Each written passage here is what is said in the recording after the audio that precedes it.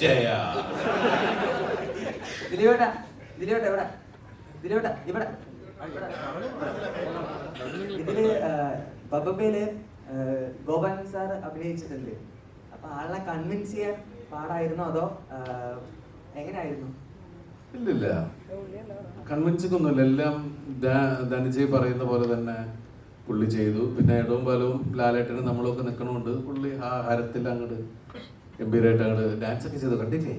കണ്ടു. അതാ ചോദിച്ചത്, ആളെ പുള്ളിക്കാരെ കൺവിൻസ് ചെയ്യാൻ വല്ല പ്രശ്നം ഉണ്ടായെന്ന് ചോദിച്ചു. ഇല്ലില്ല, പൈസ കൊടുക്കുമ്പോൾ ആരായാലും ഡാൻസ് കളിച്ചു. അല്ല, പുള്ളിക്കാരനെല്ലാം പൈസ ഇറക്കണത്. അപ്പൊ അല്ല, അതാ പറഞ്ഞത്, എങ്ങനെയും പെട്ടെന്ന് തീർക്കാതെ പറയില്ലേ. ദിലീപേട്ടാ ഇവിടെ 3-4 ദിവസം ബബ്ബയുടെ അഴിഞ്ഞാട്ടം സോങ്ങിന് ജൂനിയർ ആർട്ടിസ്റ്റായിട്ട് നേരിട്ട് കാണാൻ പറ്റിയിട്ടുണ്ടായിരുന്നു. അപ്പം ദിലീപേട്ടൻ ഒരു ഡാൻസിന് വേണ്ടി ഇത്രത്തോളം എഫർട്ട് ഇട്ട വേറൊരു സിനിമ ഉണ്ടാകുമോ? അത്രയും ജൂനിയർ ആർട്ടിസ്റ്റാണ്, അത്രത്തോളം ജൂനിയർ ആർട്ടിസ്റ്റ്. അതേപോലെ സാൻഡി മാസ്റ്ററിന്റെ ക്രൂ തന്നെ അത്രയും ക്രൂ ഉണ്ടായിരുന്നു.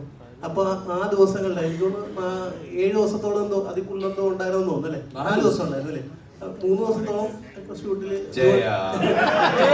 3 ദിവസം അതിനകത്ത് ജൂനിയർ ആർട്ടിസ്റ്റായിട്ട് നേരിട്ട് കാണാൻ പറ്റി. അപ്പൊ അത്രത്തോളം ഒരു എഫേർട്ട് മറ്റേതെങ്കിലും ഒരു ഡാൻസ് സീനിന് കൊടുത്തിട്ടുണ്ടോ എന്ന് എനിക്കറിയില്ല. ആ ദിവസങ്ങളിൽ ഒരു എക്സ്പീരിയൻസ് എന്തെങ്കിലും ഒന്ന് ഷെയർ ചെയ്യാൻ പറ്റുമോ? അല്ല, സാൻഡി മാസ്റ്റർ വന്ന് പഠിപ്പിക്കുന്നു, ഇപ്പുറത്ത് ലാലേട്ടൻ പഠിക്കുന്നു. നമുക്ക് പഠിച്ചേ പറ്റുള്ളൂ. കാരണം എന്താ വെച്ചിട്ടുണ്ടെങ്കിൽ പിന്നെ 2 പേരും അത്ര യൂണിഫോമിൽ ചെയ്യണം. ഇവരാണെങ്കിൽ ഭയങ്കര ഷാർപ്പായിട്ട് പഠിപ്പിക്കുന്നു. ലാലേട്ടൻ എന്ത് ചെയ്യുമ്പോഴും അതിനൊരു ഗ്രേസ് ഉള്ള ഒരാളാണ്. അപ്പോൾ നമ്മൾ അത് രണ്ടും നോക്കിക്കണ്ട് ചെയ്യുക എന്ന് പറയുന്നൊരു കാര്യമുണ്ട്. പിന്നെ അതിനു മുമ്പ് എനിക്ക് സത്യം പറഞ്ഞ ഡാൻസ് എന്ന് പറഞ്ഞാൽ ഭയങ്കര ഭയമുള്ള ഒരാളാണ്. പിന്നെ ഈ മീശമാധവനിലും CD മൂസയിലും അവിടെ തുടങ്ങി കുറേ ഡാൻസ് ചെയ്തിട്ടുണ്ട്. പഞ്ചാബി ഹൗസിൽ ബല്ല ബല്ല എന്നൊക്കെ പറഞ്ഞിട്ട് അതിനങ്ങനെ. അപ്പോൾ ഓരോ സമയത്ത് ഇത് കഴിച്ചിലേ കഴിയുമ്പോൾ എന്ന് പറയുന്നൊരു സന്തോഷത്തിൽ നിൽക്കുന്ന ഒരാൾ. ഞാൻ ഒരിക്കൽ കൂടി ഇടപെട്ടോട്ടെ, ചോദ്യങ്ങൾ ആവർത്തിച്ചുകൊണ്ടിരിക്കുന്നുണ്ട്. ഏറ്റവും ഒടുവിലെ ക്വസ്റ്റ്യൻ ആയിട്ട് നിങ്ങൾ കൂടെ ഇരിക്കണം. ദിലീപേട്ട ലാസ്റ്റ് ക്വസ്റ്റ്യൻ ആണ്.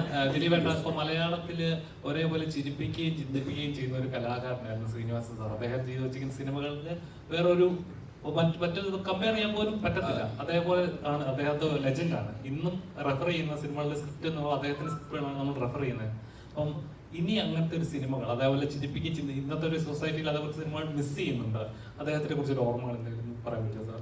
അല്ല, അദ്ദേഹം നമ്മുടെ മലയാള സിനിമയ്ക്ക് കിട്ടിയ ഏറ്റവും മറ്റുള്ള ഇതുപോലെ ഒന്നല്ല വെച്ചാൽ റൈറ്റർ എന്നുള്ള രീതിയിൽ അദ്ദേഹം ഉണ്ടാക്കിയിരിക്കുന്ന സിനിമകളിലൂടെ വന്നിരിക്കുന്ന കഥാപാത്രങ്ങൾ സമൂഹത്തിലെ ആക്ഷേപഹാസ്യത്തിൽ നമ്മളെ ചിരിപ്പിക്കുകയും ചിന്തിപ്പിക്കുകയും ചെയ്തിട്ടുള്ള ഒരാളാണ്. ജെന്യുവിനായിട്ടുള്ള ഒരാൾ, മനുഷ്യസ്നേഹി, പിന്നെ നല്ല ചങ്കൂറ്റ ഒരാൾ. പിന്നെന്താ പറയുക, അത്രയും ഡിഫറെൻ്റ് ആയിട്ടുള്ള സിനിമകൾ, നല്ല കലാസ്വാദകൻ, presence of mind, humour sense. അത് എനിക്കറിയില്ല ഇനി അങ്ങനെ ഒരു അവതാരം ഉണ്ടാവുമോ എന്നൊന്നും അറിയില്ല.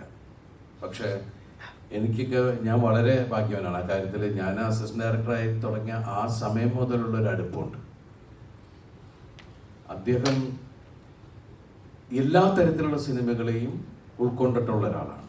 ഒരിക്കൽ പാസഞ്ചർ എന്ന് പറഞ്ഞ സിനിമയുടെ കഥ വന്നപ്പോൾ എന്നെ വിളിച്ചിട്ട്, ദിലീപ് ഒരു വേറെ ടൈപ്പ് സംഭവം വന്നിട്ട് കേട്ട് നോക്കൂ, എന്നിട്ട് അത് ഓക്കെ ആണെങ്കിൽ നമുക്ക് പിടിക്കാം. അപ്പം എൻ്റെ അടുത്ത് ഞാൻ കഥ പറഞ്ഞ് കേട്ടപ്പോഴെന്ന് ചോദിച്ചു, ഇത് വേറെ തരത്തില്ല. എനിക്ക് തോന്നുന്നു ന്യൂ ജനറേഷൻ സിനിമയുടെ തുടക്കം ആ സിനിമയാണ് പാസഞ്ചർ. ആ പാസഞ്ചർ എന്ന് പറഞ്ഞ സിനിമയിൽ വേറെ തരത്തിലുള്ള അതിനും ഈ സ്ക്രിപ്റ്റിലും ഒക്കെ ശ്രീനേട്ടൻ്റെ സൂപ്പർവൈസേഷൻ എന്ന് പറയുന്ന പോലെ കയ്യും ഒക്കെ ഉണ്ട് ആ സിനിമയിൽ. അപ്പോൾ അതുപോലെ ഡയറക്ടറായിരുന്ന സമയത്ത് അദ്ദേഹം 2 സിനിമയിലെ ചെയ്തു. ആ 2 സിനിമയും നമുക്ക് എടുത്തു വെക്കുന്ന 2 സിനിമകൾ തന്നെയായിരുന്നു. അപ്പം എല്ലാ സ്ഥലത്തും ശ്രീനിവാസൻ ഒരു എന്താ പറയുക, ഒരു മറക്കാൻ പറ്റാത്ത ലെജൻഡ്. നമുക്ക് അഭിമാനിക്കാവുന്ന, എടുത്തു പറയുന്ന, നമ്മളോട് നെഞ്ചോട് ചേർന്ന് നിൽക്കുന്ന ഒരാളാണ് ശ്രീനേട്ടൻ. Thank you. Thank you so much. ഒരുപാട് ചോദ്യങ്ങൾ, നിങ്ങളുടെ ഉത്തരങ്ങൾ ഇപ്പോഴും കേൾക്കുന്ന ഒരു സമയം കൂടി.